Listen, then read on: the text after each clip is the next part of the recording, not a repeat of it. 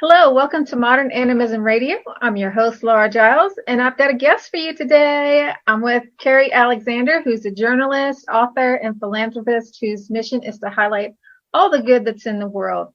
She's all about being the change that we want to see, and I'm certainly all about that too. So let's pause to give gratitude and then get right to her. I acknowledge the element of earth, and thank you for bringing us safety, stability, and security. I also thank you for all the material things that give our existence meaning and make it possible. I acknowledge the element of air and thank you for giving us wisdom, creativity, and intelligence to discern when something is right for us or not. And I thank you, air, for providing us with the oxygen that we breathe that keeps us alive. I acknowledge the element of fire and give gratitude for the passion that stirs us into action and gives our lives meaning. I acknowledge and give gratitude to the element of water for helping us to flow, keep us moving, and go deep and stir the things up so that we can grow. I give thanks to the loving, helping ancestors from the human, plant, animal, and mineral realms, and thank you all for the ways that you help us that are seen and unseen. And I give thanks to our listeners for your time, support, and donations. If you like our show, please consider giving something back by writing us a review or a comment. They help our Google rating so others can find us more easily, so thank you. So Kari, welcome. Oh, thanks for having me today. Sure. Thanks for being here. I think shining your light is an amazing way that we can all do consciously every day to make the world a better place. So how did you choose to make that your lifestyle? You know, I've thought about this for quite some time. Everything I've done has been I feel like a spiritual calling or led to do, but it starts with where I was raised. I was raised in rural Kentucky, in basically the woods of Kentucky, in a very, very small community. And when we were there, growing up, we all helped one another. It wasn't something that you had to verbalize or ask for. We just automatically would help somebody out. If somebody was sick, you went and you mowed their yard, or you brought them dinner, or you would carry their other family member to the grocery store, or we had to learn how to depend on one another too, because we were so remote. We had a volunteer fire department. So, you know, my dad being one and cousins and whatever. So if there was a fire, we'd sound a bell and they'd all go running. So I grew up watching people believing that's how you interacted. And our spirituality was the centerpiece of our community. And that is how we socialized and we gathered. And so, and also being in rural Kentucky, I spent a lot of time outside. So for me, being outside is a great way to be connected with the universe and the world. And prayer has always been my coping mechanism. And I've always felt like if I can help somebody some way, somehow, I should do it. And so I'm instantly compelled to do it. It's just part of who I am. And then when I was in journalism, I was in broadcast journalism for over a decade. I traveled around the United States. I interviewed everyone from serial killers to presidents. And I was in a lot of natural disasters that I would see. And so natural disasters, bombings, what have you, what I saw was catastrophe, pain, suffering, yes. But then I saw the most amazing people stepping up, these heroes that were running in the direction of harm to go help people. And I saw so many more of those people that give their shirt off their back or open up their home, far more than the people doing bad things in the world. Except when I was in journalism, you heard more about the people doing the bad stuff and not all the people doing the good stuff. Yes. and that leads to a lot of depression, a lot of fear, a lot of anxiety. You're withdrawing. You're not putting yourself out there in the community. You're not maybe knocking on your neighbor's door because you're like, I don't know who that neighbor is. You know, yeah. Instead of, hey, I want to get to know you. Because I might need your help one day, or you might need my help, or I just want to get to know you. So it has been my life's journey to help when I can and to shine a light on all these people. And then also to empower people to know the smallest kindness. You'll never know the essence that it leaves behind. That's true. Over and over again, I found in my life and the things that I do, sometimes it just requires showing up. You know, if you show up at a flood, which I can tell you about later, but if you show up at a town that's been devastated by flood You don't have to be an expert carpenter. You don't have to be certified with the Red Cross. You don't have to be a grief counselor. But you show up and they're like, you care. You came. And that does an immense amount of good for psyche and people's ability to recover and to thrive. So I have oodles of stories about people doing that. And we're all empowered. We all have impact. And some people think they don't have amazing stories or that they can't help because they can't go to Africa and build a school. They think there's not much that they can do. It is amazing what people can do. And I train children to do that, that very thing. So I think if they're empowered at 9 years old to go make a difference, imagine when they're 30. So, that's kind of how I live my life. So talk to me about what kind of work do you do with children? Well, so I discovered working with kids, and I do have 2 of my own children, it's so much fun to whiteboard with them because they are not blocked in with a lot of experience. So they think outside the box, and it's so fun because they think they're capable of doing anything. They have not learned that they can't.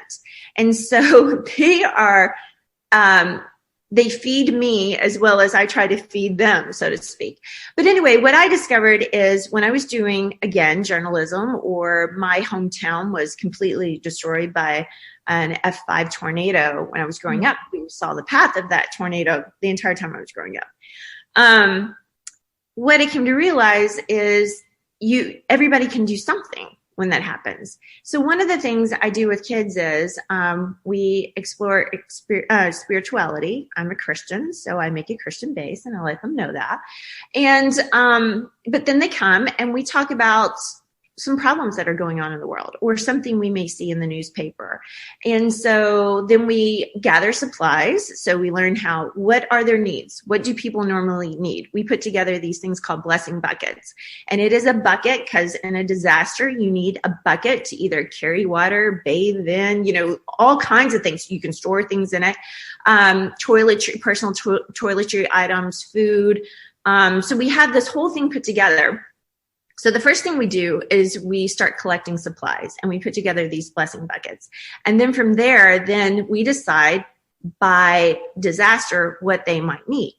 So one time it was around Christmas, and the flood I mentioned earlier, one of the floods was in South Carolina, a little town called Johnsonville, South Carolina. And these kids heard about, this town got devastated. And so the kids were worried about them having Christmas. Would they have Christmas? Would they have presents? What would they do? So they collected supplies that people needed, but then they also collected enough toys for every child in that town to receive 3 presents. Wow. And so they decided they wanted to take Christmas to the kids. So we loaded up buses and we drove up to Johnsonville, South Carolina from Florida, and they had Santa Claus appear. We fed the whole town dinner. We had Santa Claus. We had wrestling superstar Chris Jericho heard about what the kids were doing, and he came along, and his kids were involved. And then they helped rebuild homes. They helped clean up the yard. They helped put pine straw around stuff. They helped feed animals. So even though we couldn't let them have a hammer and nails, right, they worked their little tails up. They picked up trash. I do a lot of training with them to let them know what is safe and what's not safe. But what's amazing when we go on these trips, and we've been in Louisiana, we've been in South Carolina, we've been in Panhandle of Florida, we've been in South Florida. We've done a multitude of things, and it's hot. And it smells like garbage, and you wouldn't believe the things you'll find hanging in trees. And the only bathroom that they have is like a porta potty on the bus. And you're just nasty. Well, most kids, including my own, when I ask them to do anything, it's like, oh, do I have to? But you take them there, and these kids work all day long. They're making food, they're handing out supplies, they're cleaning people's yards, and they see how much the people appreciate them, and they see the need. And so we've done things like that. We've been to Nicaragua. Then, like during the pandemic, they knew that there were so many people suffering from COVID or just shut in and alone. So they made prayer cases, and it's pillowcases with little messages, positive messages for people in the hospital to have, to know that they were thought about. They do things like that. We made hand sanitizer from scratch and gave it to homeless people. So they're constantly thinking about, okay, here's the problem. Now, what can we do about it? And so now every time something happens, they're like, Miss Wagner, Miss Alexander, what are we going to do? We can do this. Can we do that? And I'm like, we can do whatever you want to do. You just got to do the work. One little girl broke her wrist, and she found out that the hospital didn't have a 3D printer that they could use to do surgery for little kids. And so we designed the world's biggest hug. We wanted to put more hugs in the world. So we made that a fundraiser with the world's biggest hug. And we had people hugging in a multitude of countries. We had kids in Israel and Palestine hugging. We had New York on Broadway. We had the Yankees. We had the Cubs. We had a huge hug here in Tampa. Now that was back when we could hug, but so they raised enough money to get that 3D printer for the hospital to help kids. But then they spread kindness all over the world. It was amazing how many people participated in that. And so again, it's the simplest idea. They could take off and do something amazing. So it sounds like you have a network. What do you do if you don't have a network, but you want to do that kind of thing? Oh, let me be honest with you. I'm not big in social media. I'm a more tangible person. In fact, I have a friend who helps me now with my social media. My kids laugh at me because I'm not that good at it. So when I have a network, I'll tell you, I have amazing friends. I have amazing people I know in my life. Part of it is because I lived all around the United States when I was a journalist, and I met all these incredible people. But really, honestly, part of, I think, the successes of the ventures that I've had is because I feel I'm called to do them. I feel like I'm compelled, because there are things that happen with some of the projects I do that should never happen. It doesn't make any sense. It's like I did after the Boston bombing happened, the Boston Marathon bombing. It was really wild leading up to the bombing. I have read this. I paint. I love to paint. So it's very cathartic for me. So I have read this article about a man named Chuck, and he had done this prayer canvas, is what he called it, prayer canvas world hunger. And what he did was he took a giant canvas and he gridded it out into squares, and he let people put their prayers, write down their prayers, and then paint over the top of them, whereas you were like giving it up to God. And I thought, oh, how powerful. I love this, And so it just always stayed in my mind. His name was Chuck Hoffman. So it just stayed in my mind. Never met him, just read this article about him. Well, then the bombing happened, and I was watching it. I don't even think I'd ever been to Boston at this point in time in my life, maybe one time. And I'm definitely not a runner. You'd have to be chasing me, and I probably would stop and take my chances, okay? So it's not like the marathon was a big thing for me either. But I happened to be watching it that day, and I saw the bombs go off. And my heart just broke for those people. But I also knew that there were probably amazing people working right then and there. And I instantly wanted to show the world, okay, one or two people did that. Now I want you to know how many thousands and millions are going to do something to make this better. And so instantly, Chuck Hoffman's idea that he had came to mind. So with 6 other women, we just got together, 6 other moms, and we started I told them my idea of what I wanted to do. And they said, sure, let's do it. And so I got these giant canvases, and we gridded them out into squares. And what I did was we started working our way across the country, asking people to either draw something, paint something, write something. Didn't matter what your faith affiliation was, didn't matter how old you were, didn't matter how poor you were, didn't matter anything about yourself. It was open and free to everyone. And the thing grew to where it covered the entire Boston Common. So about the size of a football field. And we had people with disabilities. We had prostitutes who just would cry because they couldn't believe they could sign it because they didn't feel like they had any self-worth. Oh, wow. And they couldn't do it. We had, people 101 years old, sign, but it grew, and it was so much positivity and so many faiths. We would have Muslims, Sikhs, Christian, Jews, all signing it at the same time. I mean, it was just this amazing thing. And we had Congress sign it. Democrats and Republicans signed it. And so here we are carrying it into the Capitol. We're not an organized group. We aren't, any kind of special, approved, no, it was just somehow we were there. We had the NBA, we had Major League Baseball, we had the commissioner sign. We had the Boston Red Sox they had us come and present it on their field. We had at the 1 year anniversary, we had all the survivors, sign their own. It became a huge cathartic piece for Boston. And then we had the vice president, involved. All of that happened because we were supposed to do it. And we weren't anybody, that was well connected in Boston. We weren't anyone who, was this major group with a network, that we could send it out to. And social media really wasn't even that big then. We just started calling people we knew in different states, and we're like, hey, can we send this to you? And then the media started picking it up. And then when we were there, amazingly, it became this labyrinth of emotional support for people.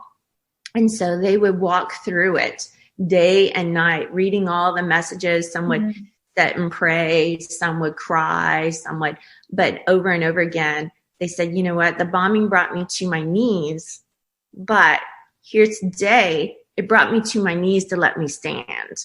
And it was so powerful.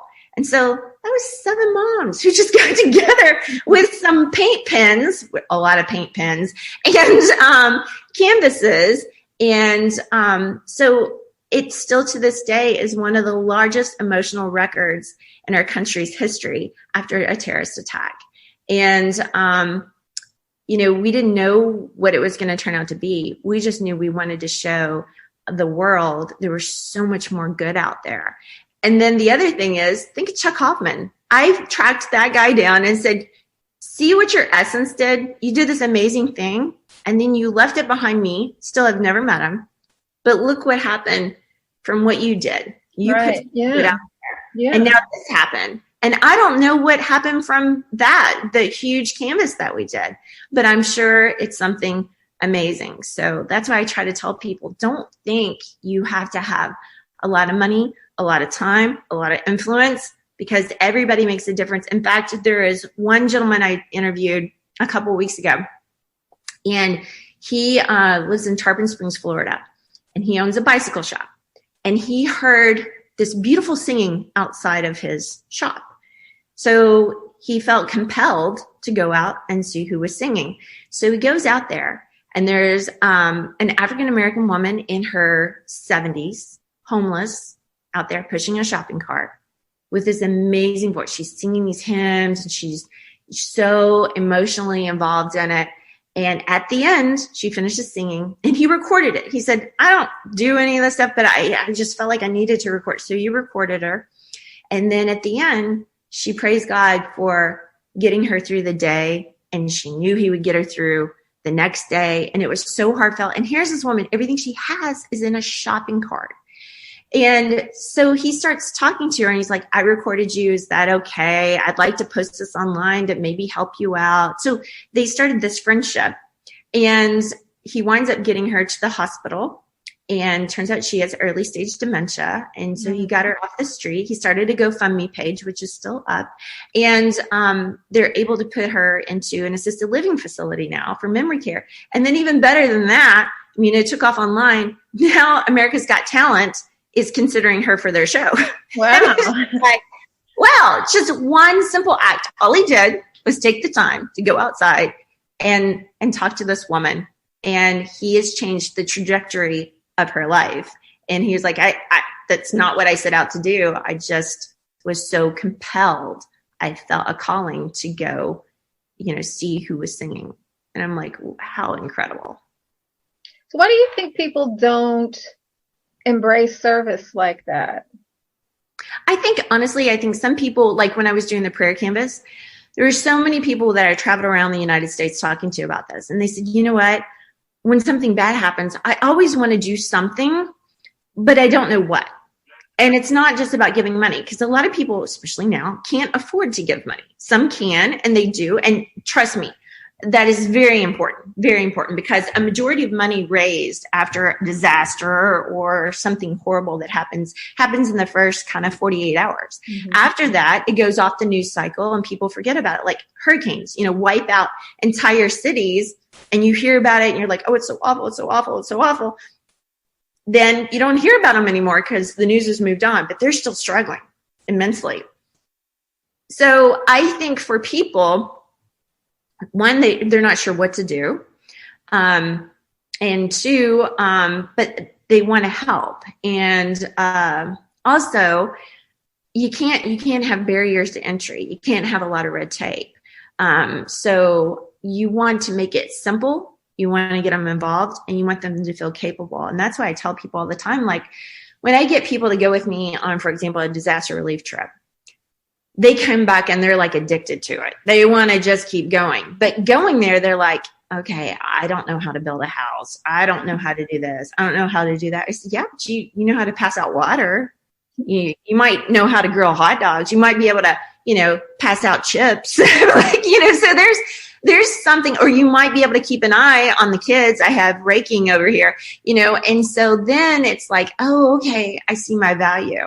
But a lot of people seem to think of service as something that's really complicated and hard, or it's going to take up too much of their time, or they're going to feel guilty by not donating money. And I think that is why. And that's why I'm trying to, train these kids to come up going, there's a multitude of things you can do. You can make a poster, you can make a card, you can just show up. It doesn't have to be the same thing. And different people have different talents. Some people are gifted at building houses and they can go help, or can drive a truck, or, and then there's those who can cook. And then there are those who can't do any of that, but they can rake a yard, or some that can't even rake a yard, but you can sit there and make sure that the food is passed out appropriately. So there's always something someone can do. So if you're listening to this and you're inspired and you're just like, yes, I want to do something. This sounds so great. And you're one person, you're wherever you are in your city, in your small town. How do you find opportunities? Well, it's interesting that you asked that, because yes, you can drown in a sea of opportunity because you don't know where to go look, or don't know how to get involved. Like for American Red Cross, you have to be certified to go volunteer with them. Well, a lot of people can't just go and do that. So you can go to my website, which is carrythelight.com. And I tend to highlight the groups and organizations that I work with. They're trusted, like God's Pit Crew. That's the natural disaster team that I work with. I've worked with them for over a decade. So I know how they utilize their funds. I know how they go in. I know how they serve the underserved. I know that if I call them and I say like, we have a lot of immigrants down in Immokalee, Florida, who don't have water or electricity, and there's children out there. I'll go down there and I've got supplies, but I need someone to help me haul it. I know they're going to show up. I had people that owned moving companies after the hurricane, and they brought their moving trucks and they would haul stuff for me. And so now everybody kind of reaches out to me when something happens, because they know I'm going to be connected in. But anyway, carrythelight.com, I can also, there's also other things that you don't even think about. There's a guy in New Orleans. He started a company called Reunion Shoes. And what it is he employs people coming out of homelessness, because there's such a hard transition for them from being homeless to living in shelter. Well, you think once you get them sheltered, good, they're done. No, there's a lot that goes into being homeless. So what he does is he has this shoe company, and they help make these shoes, and they're painted and they're splattered and they look super cool. And how I found them was I saw these shoes in a magazine. I thought, man, those are cool looking tennis shoes. I'm going to get some for my daughter and for me. And then I read the story behind them and was like, this is amazing. And so when I talked to him, that was his calling, so over and over again, there's so many different creative ways that people are helping. Another woman I interviewed, and her story is going to be airing soon. She had just suffered a really bad divorce. She lost her job during the pandemic, and her kids are grown out of the nest. And she was like, what do I do now? Where do I live? Where do I go? Well, she's in an RV traveling across the country, recording people's stories during the pandemic. And so she started this whole project called Who Are We Now? So you will find opportunities in ways that you didn't even realize were out there once you start searching. But yes, I would say one of the things you want to make sure you're with a reputable organization.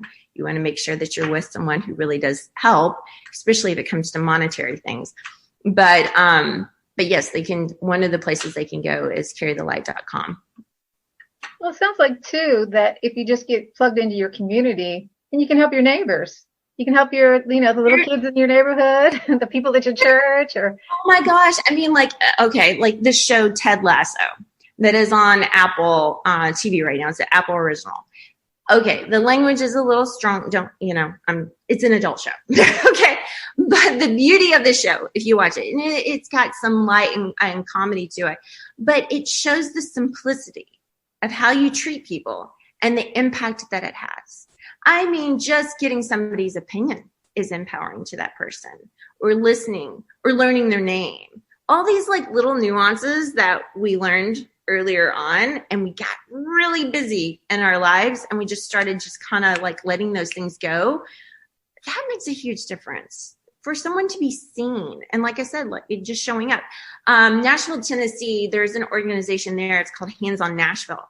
And they have a great app. For example, you sign up and they push notifications of things that they need. Like after the recent bombing that happened in Nashville, which my friend's house the windows got blown in on her.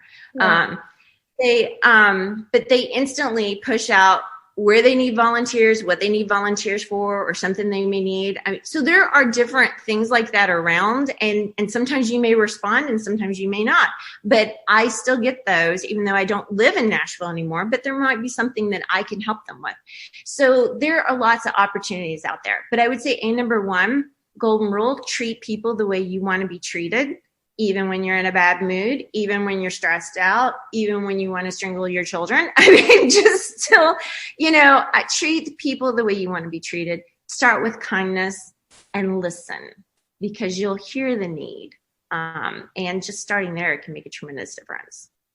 So how has that made a difference, if you don't mind sharing, in your personal life? So with people around you?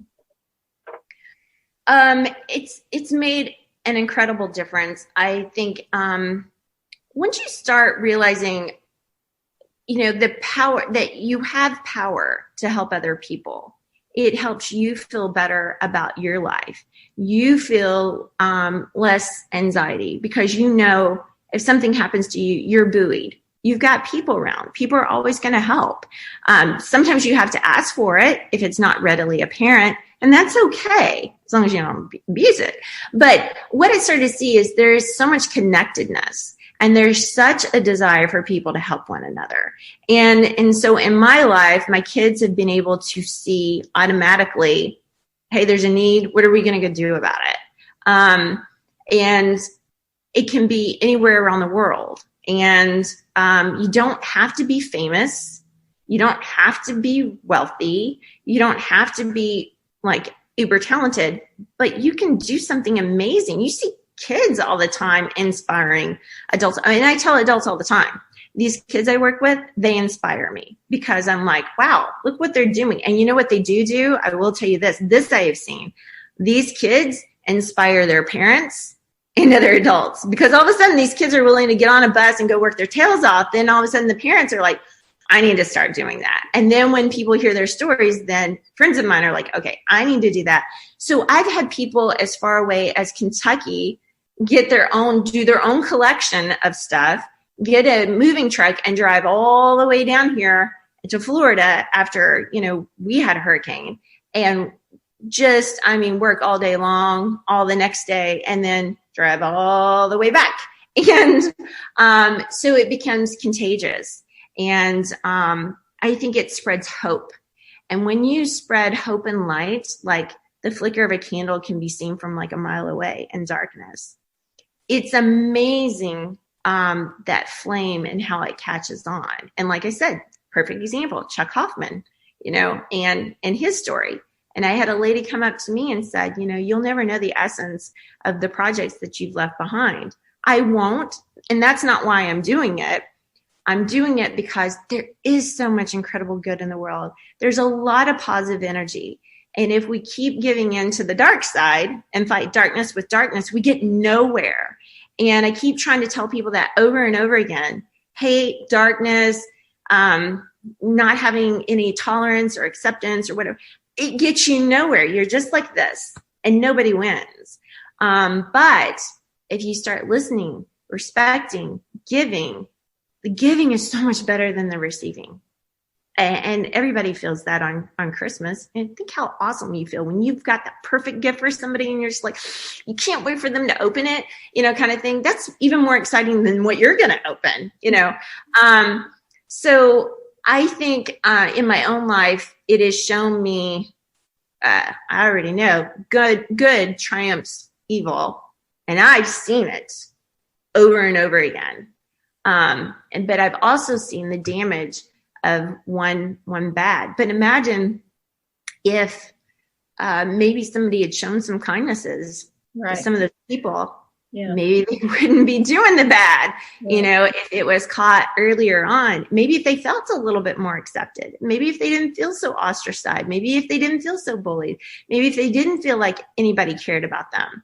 It could make a dramatic difference, and you have no idea, and you don't need to know. It's just that putting positivity out there in the world is something we all can do. I agree. And I also agree that it's not about what you get back. And that you probably will never know. But do you have a story of something that you did find out, like how it rippled out into the world? Well, there was a story of, I feel so bad. I can't think of her name right now. Oh, my age is getting up with me. Or maybe it's not enough coffee. Yeah. But anyway, there was one day I was driving my kids to school and we were listening to NPR. I love to listen to NPR. And there was a story of a lady in Louisiana, and she had lost her daughters in Katrina. She lost everything in Katrina, including her daughter who had just given birth to a son. So she was a single woman now raising her grandson, and she just could not stomach the thought of losing everything again. So she moved up farther into Louisiana and so rebuilt her life. 10 years later, here comes a flood, and it takes everything she's got again. And so we just happened to be hearing her story on NPR, and the kids are just like, oh, I can't believe that happened to her again. And they just really felt a need to help her. So I tracked her down through NPR, and I found her. And she didn't have any cell service or Wi-Fi. She could only talk to me when she could get to the library there to be able to email me. But anyway, so we did a collection of school supplies because we heard there were 3 schools that were destroyed. And we collected enough supplies that we went to her neighborhood. We brought her all new furniture. We raised enough money to get her all the things that appliances, everything that insurance doesn't cover for her house. We helped clean up the entire neighborhood, fed the whole neighborhood, brought supplies for 3 different schools in the area. And then we had stuff left over. So we just started going out in the rural areas and handing out supplies and helping people too. And I thought, wow. I mean, think about, we just heard her story. And we were states away, and we got hundreds of people to come on board and help and deliver her things. So yeah, it's amazing to me, the prayer canvas over and over again. I hear stories. Anytime I go to Boston, I'm still recognized there from when we did the America for Boston prayer canvas. And I'm amazed at the impact that it had on the doctors, on the nurses, on, people who responded that day. But yeah, over and over again, I hear the stories and I see it in our kids. Anytime they hear something bad going on in the world, they're thirsty to go help. And I think how incredible, that they want to do that. From writing letters, they did a letter campaign for a little boy who had cancer in the hospital that they heard about.